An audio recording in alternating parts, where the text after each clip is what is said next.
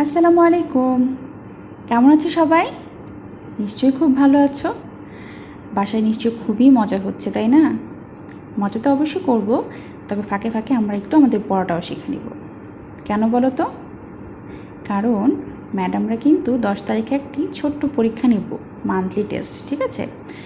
Already তোমরা 2টো class করেছো, আজকে আমরা 3 নাম্বার ক্লাসটা করতে যাচ্ছি, ঠিক আছে?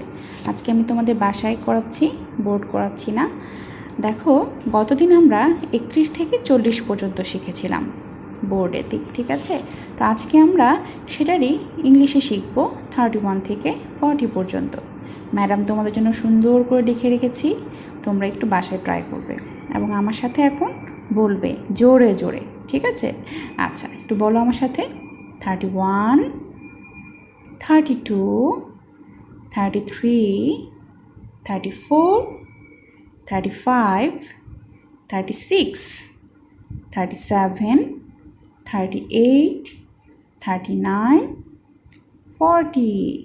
আরেকবার বলি, আমার সাথে সাথে সবাই বল।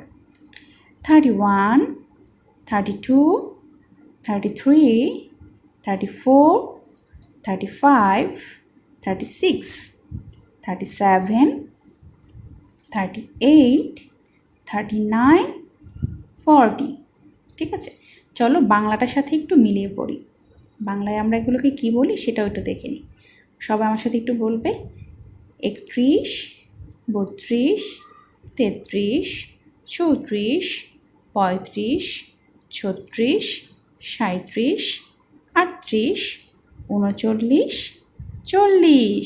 Very good. ইংলিশে বলি 31, 32, 33, 34, 35, 36, 37, 38, 39 and 40। Very good, well done.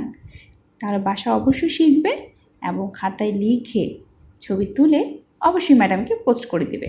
Madam সবাইকে দেখ একদম ভেরি গুড দিব। কীভাবে জানো? এত বড় করে একটা ভেরি গুড দেব, ঠিক আছে? এবং একটি স্মাইলিও দিব এইভাবে,